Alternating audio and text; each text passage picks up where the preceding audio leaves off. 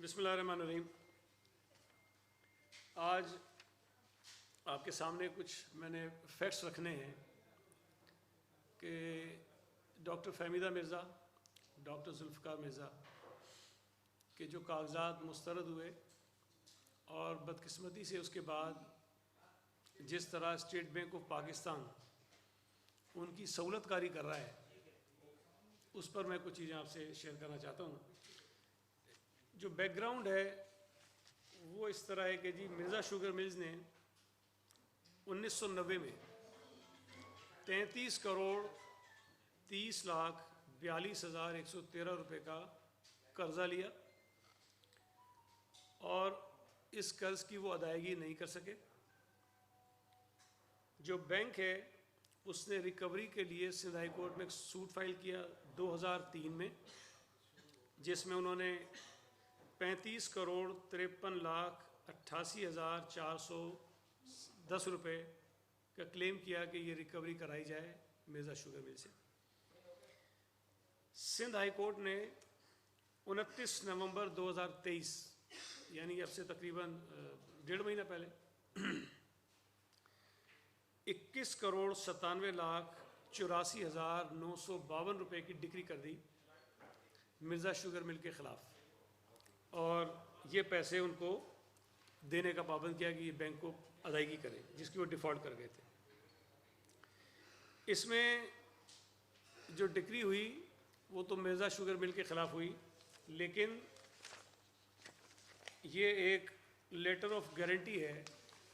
जब कर्ज़ा लिया गया था तो एक गारंटी दी गई, और इस लेटर ऑफ गारंटी में मैं आपको सिर्फ ये दिखाना चाहता हूँ कि जो गारंटर हैं उनमें सबसे ऊपर जो पहला नाम है वो डॉक्टर फहमीदा मिर्ज़ा का है। ये लिखा हुआ है, ये पहला नाम, ठीक।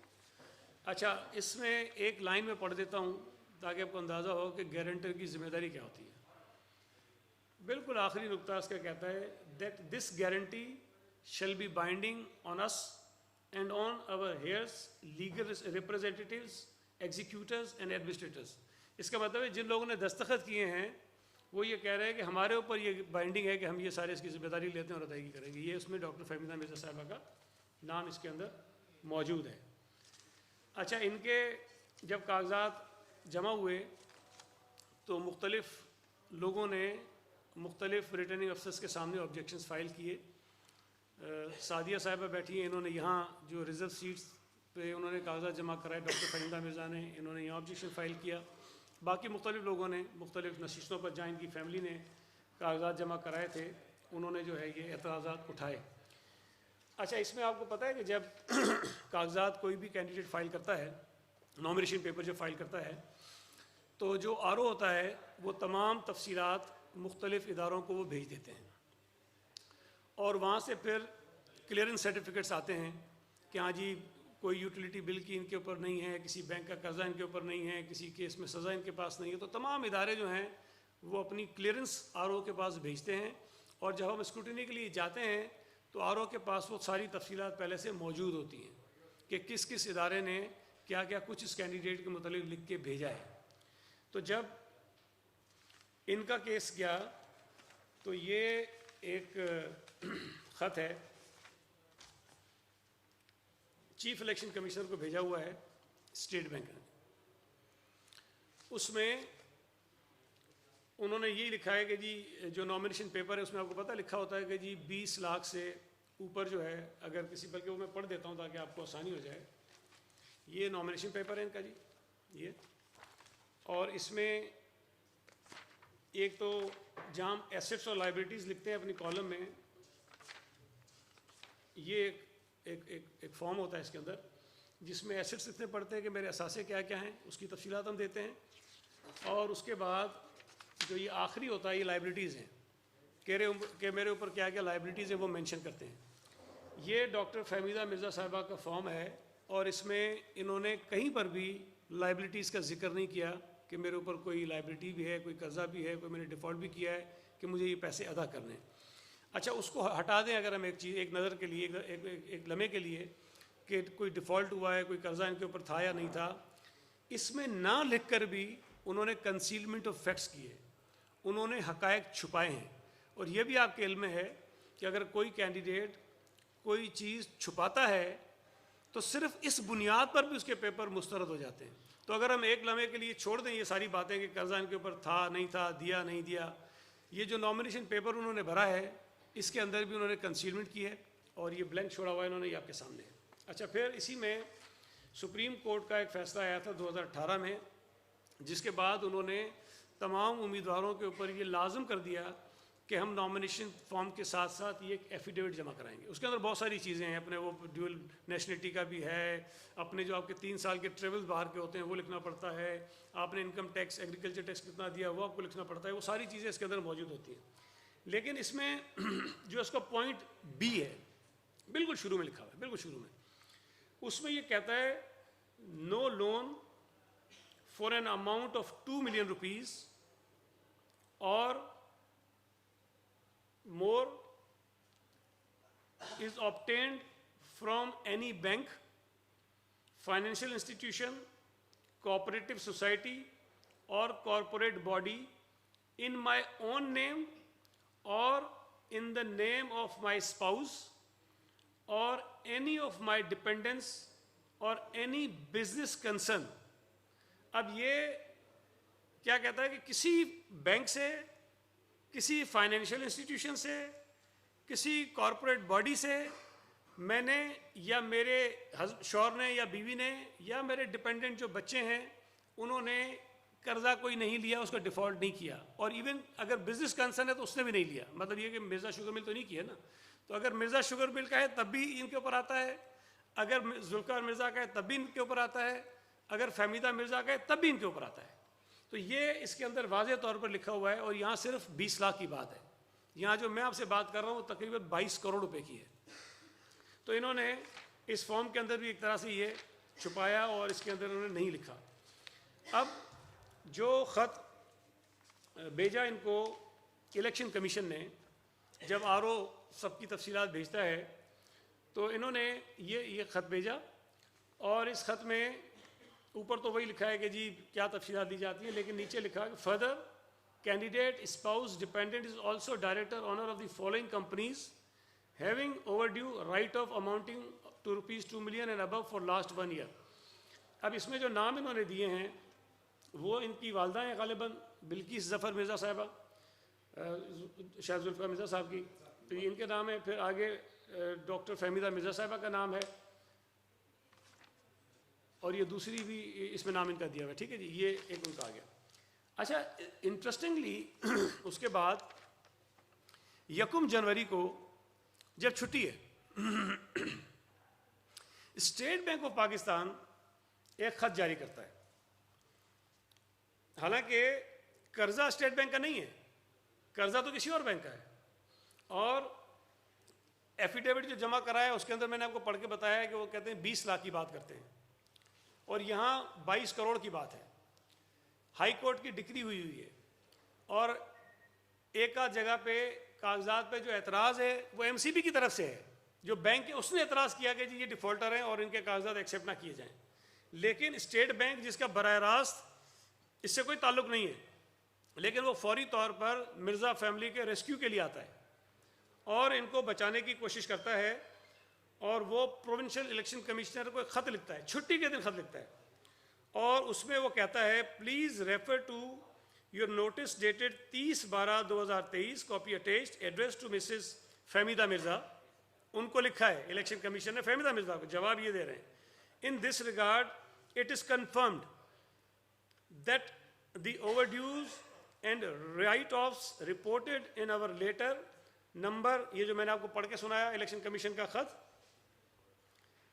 Dated 25/12/2023 related to companies and not to the individuals.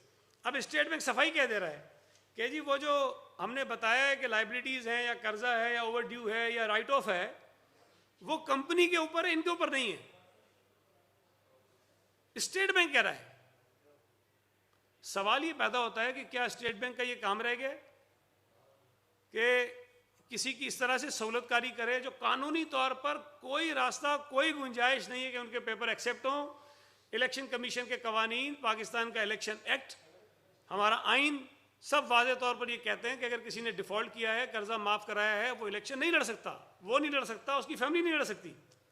यहाँ पर जो स्टेट बैंक है, गवर्नर साहब हैं, वो मिर्ज़ा फैमिली की सहूलतकारी के लिए आते हैं और छुट्टी के दिन एक ख़त जो है वो लिख देते हैं कि जनाब ये कंपनी के ऊपर है, इंडिविजुअल के ऊपर नहीं है।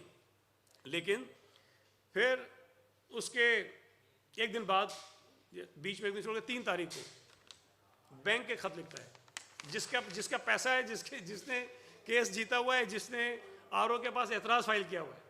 स्टेक होल्डर तो बैंक है ना, स्टेट बैंक तो नहीं है। वो ये कहते हैं clarification regarding letter number BCPD ECP dated 1 January, छुट्टी के दिन वाला खत जो लिखा है उन्होंने, उसकी क्लैरिफिकेशन बैंक दे रहा है। वो कहते हैं कि bank being credited to the loan to Mirza Sugar Mills has found from social media, electronic media. वो कहते हैं हमें तो मीडिया से पता चला कि कोई खत इस तरह का आपने लिखा हुआ है। Please refer to your notice dated 30/12/2023, जो हमने 23 का जो खत पढ़ा जिसकी जवाब में स्टेट बैंक ने लिखा था। In this regard it is inform that overdues and write off reported in our letter. ये जो स्टेट बैंक ने खत लिखा उसका उन्होंने रेफरेंस दिया। अब जो क्लैरिफिकेशन दे रहा है बैंक, वो जरा सुन लें आप। वो कहते हैं we hereby submit the following factual position of the case. The candidate for reserve and general seat Mrs Fahmida Mirza was guarantor to the loan in her personal capacity. Being the director of the relevant time, at the relevant time, the Honorable Sindh High Court, Karachi, decreed the bank's recovery suit number B24 of 2003, vide a judgment and decree dated 29th November 2023, whereby the decree was passed against the company as well as the guarantors. It is further stated that under the law, the liability of a guarantor is coextensive with that of the principal debtor. The candidate, Mrs. Fahmida Mirza, is a judgment debtor in a decree for the sum of rupees 21 crore 97 lakh with cost of funds and cost of suit till date of realization in her personal capacity along with other judgment debtors. The decree establishes default beyond the iota of any doubt. It is therefore requested to intimate to the relevant Election Commission of Pakistan the prevalent facts of the loan extended to Mirza Sugar Mills and the legal effect of the decree dated 29/11/2023 against Mrs. Fahmida Mirza. ये जिस bank का कर्जा है वो state bank को कह रहा है कि भाई तुम ये कैसे कह रहे हो कि सिर्फ कंपनी जो है वो उसके ऊपर होता है और जो पर्सनल है उनके ऊपर नहीं होता, जबकि गारंटर जो है उसमें फहमीदा मिर्जा है, उसके दस्तखत हैं। अब देखें ना, कंपनी को अगर कर्जा दिया है और कंपनी डिफॉल्ट कर गई है तो उसका कोई गारंटर जमानती तो है ना। जमानती क्या होता है? वही होता है कि जी अगर कर्जा नहीं हो तो मैं जिम्मेदार हूं। और इसमें जो गारंटर्स हैं जिसमें दस्तखत हैं लोगों के, उसमें सबसे पहला दस्तखत डॉक्टर फहमीदा मिर्जा का है। अब स्टेट बैंक ये कैसे कह सकता है कि नहीं फहमीदा मिर्जा जिम्मेदार नहीं है इसकी? या तो स्टेट बैंक कह दे कि ये जो उन्होंने खत लिखा है ये मुल्क में तमाम जितने लोगों ने कर्जे लिए हैं सबके ऊपर लागू होता है, गारंटर्स आज़ाद हैं। जिसने जमानत दी है कर्जे की वो आज़ाद है, उस समय नहीं पूछेंगे हम।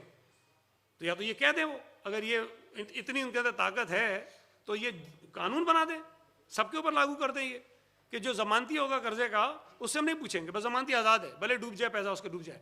तो मैं ये समझता हूँ कि स्टेट बैंक का जो किरदार है वो बहुत ही अफसोसनाक है, काबिल मुज़म्मत है। स्टेट बैंक रेगुलेटर है बैंक्स का, उसको देखना चाहिए कि बैंक का गलत कर रहा है।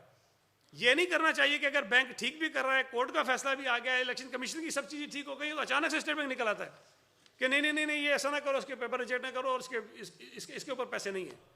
तो मैं ये समझता हूँ कि ये एक बड़ा क्लियर कट सीधा सीधा केस है और डिक्री हुई। और इंटरेस्टिंगली जो डिक्री हुई 29 नवंबर 2023 को मिर्ज़ा फैमिली ने उसके खिलाफ कोई अपील फाइल नहीं की।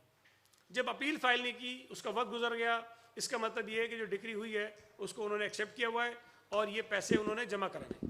अच्छा, मजीद जो मालूमात हैं हमारे पास, इत्तलात हैं इधर उधर से कि स्टेट बैंक आज भी कोशिश कर रहा है कि बैंक और मिर्जा फैमिली के दरमियान कोई सेटलमेंट करा दे कि किसी तरह से इनके पेपर बहाल हो जाएं। देखिए, हमें एतराज़ इस बात पे नहीं है कि अगर किसी कैंडिडेट के पेपर रिजेक्ट हुए हैं किसी बुनियाद पर तो वो अपने पेपर को रिस्टोर कराने के लिए कोशिशें करे, भागदौड़ करे, बैंक से रब्ता करे, जो उनकी अंडरस्टैंडिंग सेटलमेंट होता है उनका मामला है, बैंक का मामला हो जाए। लेकिन जो स्टेट बैंक का किरदार है वो मशकूक है। स्टेट बैंक का ये काम नहीं है कि किसी कैंडिडेट के पेपर्स को बहाल कराने के लिए बैंक को जाके वो अप्रोच करे और बैंक को कहे कि तुम इनके साथ बैठो और बैंक को ये कहे कि इनके साथ बैठ के तुम सेटलमेंट करो। ये जो तरीक़ेकार उन्होंने अपनाया है स्टेट बैंक ने, वो बहुत ही काबिल मज़म्मत है। मैं तो इलेक्शन कमीशन से मुतालबा करता हूँ कि स्टेट बैंक के इस किरदार के का वो नोटिस लें और इस पर एक्शन लें और स्टेट बैंक को रोकें कि ये तुम्हारा काम नहीं है कि तुम किसी कैंडिडेट के पेपर बहाल करने में कोई किसी किस्म की सहूलतकारी करो। और ये हमारी गुजारिशात थी। बाकी कोई बात अगर वकील साहब बैठे करना चाहते हैं ऐड ऑन करेंगे आपसे कोई? एक सिर्फ छोटी सी गुजारिश, शिराज राजपूत साहब बैरिस्टर जी, एक सिर्फ छोटी सी गुजारिश करूं कि ये ओवरऑल जो पहला लेटर आया है इलेक्शन जो स्टेट बैंक की तरफ से, उसमें लोन मिर्ज़ा फैमिली का 1 अरब रुपए से ज़्यादा का है और डिफ़ॉल्ट जो हुआ है वो तकरीबन 22 करोड़ का हुआ है। अच्छा ये बताइए कि ये जो स्टेट बैंक की सहूलतकारी है जिसका आपने जिक्र किया, तो इससे जो ये लगता है कि स्टेट बैंक जो भी पीपल्स पार्टी के मुखालफिन है उन्हें इस तरह के लेटर मजीद भी जारी कर सकता है? देखिए अब ये तो हमें नहीं पता जारी कर सकता है कि नहीं कर सकता है, करेगा कि नहीं करेगा। लेकिन हमने तो आपके सामने एक उसूली बात रखी है, एक चीज़ हमारे इल्म में आई, पेपर्स मौजूद हैं, कवानीन मौजूद हैं, इलेक्शन कमीशन का फॉर्म मौजूद है, आपके सामने रखा है कि इलेक्शन कमीशन स्टेट बैंक इस केस में कम से कम सहूलतकारी कर रहा है। अगर कहीं और करेगा तो हम ज़रूर उस पर भी बात करेंगे। सलाह दूँगी बात।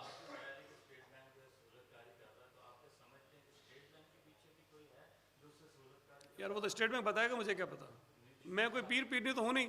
मैं तो आपको वो बताऊंगा जो हमें नज़र आ रहा है। नज़र ही आ रहा है कि स्टेट बैंक ये काम कर रहा है, और अगर कर रहा है तो इलेक्शन कमीशन को उसे पूछना चाहिए क्यों कर रहा है, फिर इलेक्शन कमीशन को बता दे स्टेट बैंक जी किसके कहने पे वो कर रहा है। लेकिन फिलहाल जी अब दबाव होगा या मिर्ज़ा साहब से मोहब्बत होगी, मुझे नहीं पता उसका।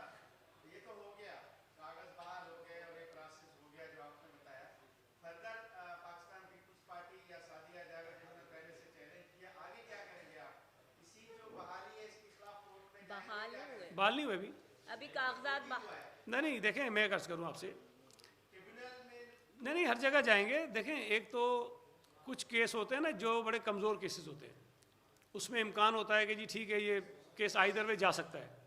यार ये तो क्लियर कट केस है, हाई कोर्ट की डिक्री है 22 करोड़ रुपए की तकरीबन हुई, उसके खिलाफ अपील नहीं है। अब या तो वो 22 करोड़ रुपए अदा करेंगे बैंक को, इस डिफॉल्ट से अपने आप को निकालेंगे, लेकिन उसके बाद भी एक और अहम चीज़ है, कंसीलमेंट ऑफ फैक्ट्स है कि आपने अपने नॉमिनेशन के पेपर्स में कंसीलमेंट की है। कर्जे वाला मैटर एक तरफ है, पहला तो 22 करोड़ उनको देना पड़ेगा, अगर दें वो अपने आप को क्लियर कराएं उससे, एक तो ये रास्ता हो सकता है। दूसरा ये कि अगर ये कर भी दिया तब भी फिर ये सवाल तो अपनी जगह रहेगा कि ये आपका जो नॉमिनेशन फॉर्म है ये तो चेंज नहीं हो सकता ना, इसके अंदर जो चीज़ें आपने छुपाई हैं, क्या कंसीलमेंट की बुनियाद पर देखें कोई आदमी अपनी 1 लाख की मोटरसाइकिल ना लिखे, उसके पेपर रिजेक्ट हो जाते हैं। एक मुझे याद है कोई पंजाब के एमएनए थे, वो एमएनए मुंतखब हो गए, बाद में केस हुआ कि किसी मस्जिद का कोई अकाउंट था जिसके अंदर वो को सेक्रेटरी थे, मस्जिद का अकाउंट था कोई, और थोड़े से पैसे थे उसके अंदर। इस बुनियाद पे वो डीसीट हो गए कि तुमने वो अकाउंट अपने फॉर्म के अंदर क्यों नहीं लिखा था। तो अगर छोटी छोटी रकूम पर कोई चीज़ छुपाने से लोगों के पेपर रिजेक्ट हो जाते हैं, उनकी सीटें चली जाती हैं, तो ये मिर्ज़ा फैमिली आसमान से तो नहीं उतरी ना, कंसीलमेंट तो अपनी जगह मौजूद है। तो 2 चीज़ें हैं इनकी, एक कर्जा इन्होंने माफ़ कराया, डिफ़ॉल्ट हुए, डिक्री हो गई, बड़ा क्लियर केस है, कोई इस मुल्क का कानून उनको इजाज़त नहीं दे सकता कि इलेक्शन लड़े। अगर ये चले 22 करोड़ अदा भी कर देते हैं, फिर उसके बाद सवाल ये पैदा होता है कि कंसीलमेंट की हुई है, क्या इलेक्शन कमीशन उनको फॉर्म वापस करेगा कि ये लोग फॉर्म अपना दोबारा इसको भरो, वापस जमा कराओ, तो ये सहूलत कोई दे सकता है तो दे दे, लेकिन इनके फॉर्म बहाल होने की कोई गुंजाइश इस मुल्क के कानून में तो नहीं है। बाकी ये एक सेकंड, वो बेचारे पहले क्या, एक सेकंड जी, आप जिस तरह आपने जो तारीखें बताई मिर्जा फैमिली के लोन से मुताबिक 2008-2013 में मिर्जा फैमिली पीपल्स पार्टी उनको टिकट देती रही और उनको फहमीदा मिर्जा को पाकिस्तान की खातून स्पीकर के तौर पे क्रेडिट भी लेती रही। तो उस वक्त एक डिफॉल्टर को बैंक डिफॉल्टर जिसने कौमी खजाने से कर्जा लेकर वापस मैंने आपको एक डेट बताई, 2018 में भी इनके पेपर चैलेंज हुए थे, लेकिन उस वक्त चूँकि ये जो डिक्री जो सूट था हाई कोर्ट में वो पेंडिंग था, उस पर फैसला नहीं आया था। फैसला आया है 29 नवंबर 2023, यानी अभी से हम जनवरी में बैठे ना, भी 4 जनवरी को, तो दिसंबर का महीना निकाल दें तो नवंबर में 1 महीना 5 या 6 दिन पहले उनके खिलाफ डिक्री हुई है और कोर्ट का ऑर्डर आ गया। पहले तो चूंकि वो केस पेंडिंग था इसलिए उनके पेपर स्टोर हो गए, होने नहीं चाहिए थे लेकिन हो गए। लेकिन अब जो पुरानी बातें हम कर रहे हैं उसमें तो वही केस चल रहा था ना, उसका तो कोई वो चीज़ नहीं है। लेकिन अभी तो आज जब मैं आपसे बात कर रहा हूँ, आज तो 100% ये केस जो फिट है कि ये इनके पेपर रिजेक्ट होने चाहिए, किसी सूरत बहाल नहीं होनी चाहिए।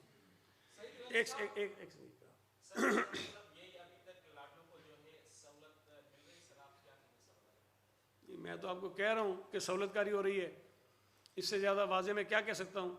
और अफसोस की बात यह है कि स्टेट बैंक जैसा इदारा कर रहा है, अगर जिस बैंक के पैसे हैं वो लिख के दे रहा है, हाई कोर्ट का फैसला उनके सामने पड़ा है, आपका नॉमिनेशन फॉर्म जो है वो ये कह रहा है, आपने जो एफिडेविट लिया है वो ये कह रहा है कि सारी चीज़ें जो मिर्ज़ा फैमिली के अगेंस्ट जाती हैं, लेकिन यहाँ पे वो स्टेट बैंक तुला हुआ है। पहले वो ख़त लिखा, जब उस खत का जवाब बैंक ने दे दिया तो बैंक और उनको बिठा के सेटलमेंट कराने के चक्कर में लगा हुआ है। स्टेट बैंक का काम ये कब से हो गया कि वो बिठा के इस तरह के इलेक्शन से पहले सेटलमेंट करा लोगों के। कहाँ है? अच्छा, मैं डर गया कि मेरे सर पे खड़े थे।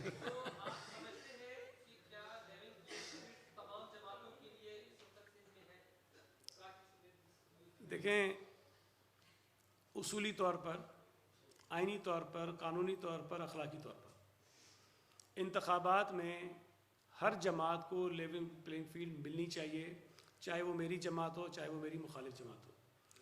अगर किसी भी जमात को यकसा मौक़े इलेक्शन में नहीं मिलते हैं तो वो जो इलेक्शंस होंगे वो मुतनाज़ हो जाते हैं। अगर कोई जमात किसी किस्म के एतराज़ात उठा रही है बशमूल पीपल्स पार्टी के, उन तमाम एतराज़ात को इलेक्शन कमीशन को सीरियसली देखना चाहिए और अगर उन एतराज़ात में कोई वज़न है तो वो दूर करने चाहिए। हमारी ये ख्वाहिश है कि जो इंतखाबात 8 फरवरी को हों, उन इंतखाबात के होने के बाद उसके ऊपर कोई उंगली नहीं उठनी चाहिए। लेकिन अगर ये तनाज़ात रहेंगे, इलेक्शंस जो हैं वो मुतनाज़ रहेंगे। आतिफ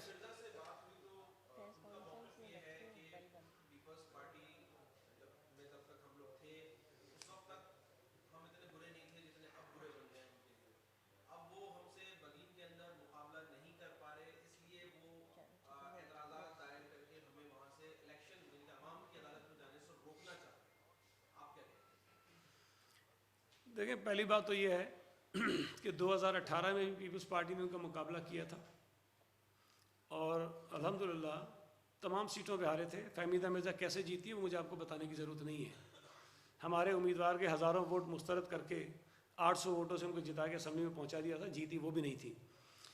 लेकिन जो चीज़ें मैंने आपको बताई हैं, क्या ये डॉक्यूमेंट्स वज़न नहीं रखते? क्या पाकिस्तान का आइन कानून ये नहीं कहता कि इस किस्म का आदमी इलेक्शन नहीं लड़ सकता? अगर तो एतराज़ात बिला जवाज़ होते तो पीपल्स पार्टी के मुखालिफिन तो पूरे मुल्क में हैं, सूबा सिंध में बहुत सारे हैं, किसी और के ख़िलाफ़ इस किस्म के एतराज़ात क्यों नहीं हुए? और हर जगह पीपल्स पार्टी ने एक जगह पे तो बैंक ने खुद एतराज़ किया है आर ओ के पास बैंक की शिकायत है, उन्होंने एतराज़ किया है कि भाई हमारे पैसे हैं, ये डिग्री हुई है, इनके पेपर मुस्तरद करो आप। तो फिर उनसे जाके बात करें, जो बैंक इनको कर्जा दे सकता है 33-35 करोड़ का, तो ज़ाहिर है वो तो उनको फेवर ही की थी ना, बैंक ने फ़ायदा ही दिया था, उसी की बिना पर उनका बिजनेस चला था। आज ये पीपल्स पार्टी के खाते में क्यों डालते हैं? इनको कहें कि पहले अपने जो कर्जे वर्जे अदा कर लें, जो रिक्वायरमेंट होती है इलेक्शन लड़ने के लिए वो पूरी कर लें। वो अगर पूरी कर लें फिर हम अगर एतराज़ उठा तो फिर शायद इनकी बात में वजन होगा।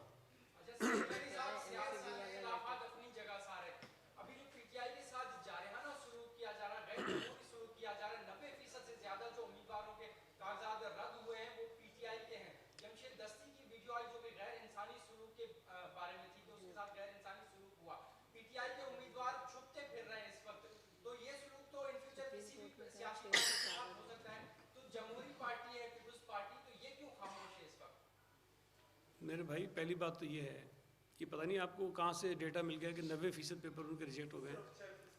हाँ, देखें पूरे पाकिस्तान में जो नामजदगी लोगों की मुस्तरद हुई है उसमें सबसे ज़्यादा जो पेपर रिजेक्ट हुए थे वो 2018 में हुए थे, 2013 में भी हुए थे और इस मरतबा भी हुए हैं।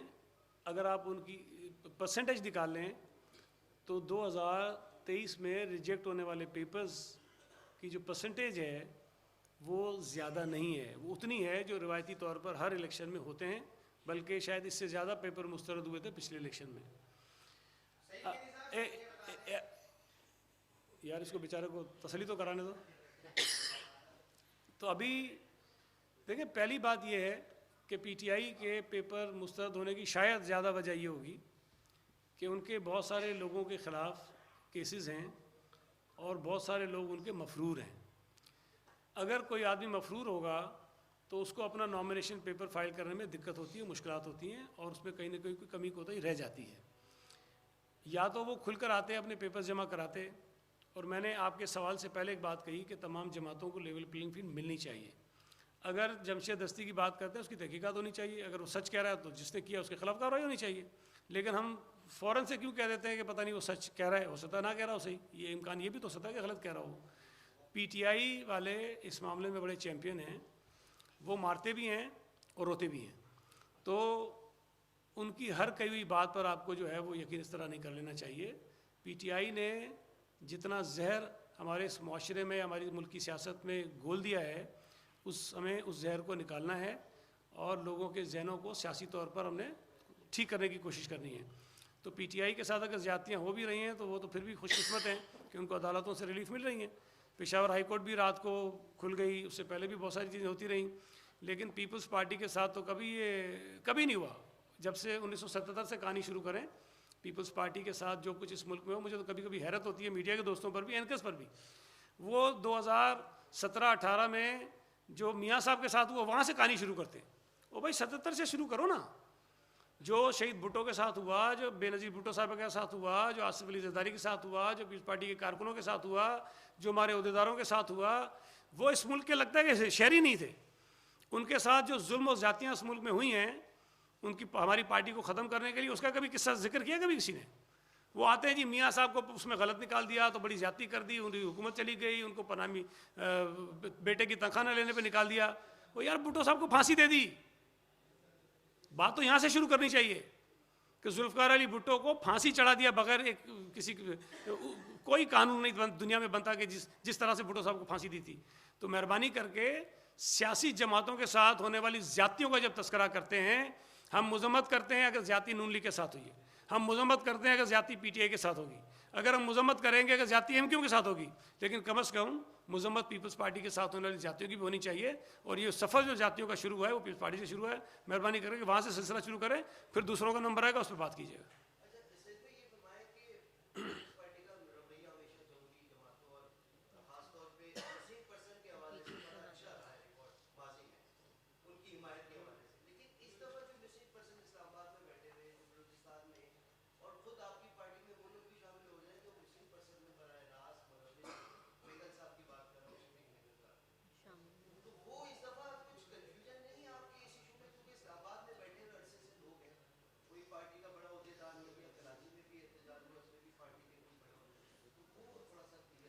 देखिए, पहली बात तो ये वजाहत कर दूँ, मेरा ख्याल है कि ये वजाहत पार्टी की जानिब से ऑफिशियली भी आ गई थी कि मेंगल साहब ने पार्टी में शमूलियत नहीं की थी, उनकी मुलाकात हुई थी। तो ये बड़ी बात चली थी लेकिन उसकी वजाहत आ गई थी। तो ये आपने सवाल किया इसलिए मैं कह रहा हूँ। देखिए, पाकिस्तान पीपल्स पार्टी का इस पर बड़ा वाज़ेह और उसूली मौक़िफ़ रहा है और मेरा ख्याल है कि चेयरमैन बिलावल भुट्टो ज़रदारी साहब इस पर जितना वजाहत से बात करते हैं शायद ही कोई और करता हो। अब ज़ाहिर है मुल्क में बहुत सारी जगहों पे मुजाहरे और सारी चीज़ें हो रही होती हैं, ये मुमकिन नहीं होता कि हर जगह कोई पहुंच जाए। लेकिन पीपल्स पार्टी के जो नुमाइंदे हैं, पीपल्स पार्टी का एक पूरा ह्यूमन राइट्स का विंग बना हुआ है, वो बराह रास्त कंटिन्यूसली उन तमाम लोगों से राब्ते में रहता है। तो पीपल्स पार्टी अपना किरदार जो है वो अदा कर रही होती है। ये आपको कहीं शायद नज़र आ जाती हो कमी कोताही, लेकिन बहरहाल पीपल्स पार्टी शायद मैं अब भी समझता हूँ कि कई सियासी जमातों से आगे बढ़कर इस इशू पर बात करती है। Thank you.